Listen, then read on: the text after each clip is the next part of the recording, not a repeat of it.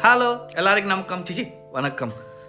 దరిద్రుడు దొడ్డికి వెళ్తే సముద్రం ఎండిపోయిందంట. దానికి పర్ఫెక్ట్ ఎగ్జాంపుల్ నేనే. చూడండి, తిరుమలకి వెళ్ళాలని స్టార్ట్ అయ్యాను, బాగా నీట్గా రెడీ అయ్యాను, కాన్ఫిడెంట్గా ఉన్నాను. బయటకు వచ్చాను. బయటకు వచ్చిన తర్వాత అర్థమైన విషయం ఏంటంటే నేను బ్యాగ్ మర్చిపోయాను. సో బ్యాగ్ తీసుకున్నాను, మళ్ళీ కోయంబేడికి వెళ్ళాను, బస్ ఎక్కాను.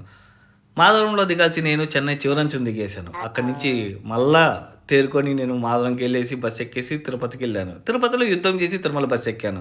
యుద్ధం జరిగిన తర్వాత బాగుంటుందా, తిరుమలకు వచ్చేసి మంచిగా ఫ్రెష్ అయ్యేసి బయటకు వచ్చిన తర్వాత అప్పుడు అర్థమైంది నాకు, దేవుడు 3 సార్లు కాశీంకియా దేనికి, ఒరే 30 గంటలు పడతా ఉంది దర్శనానికి, నువ్వు వస్తే ఎక్కపోతావురా అని. మైండ్ అయినా వినాం కదా మనము. సో అట్లే దర్శనానికి వెళ్ళిపోయాను.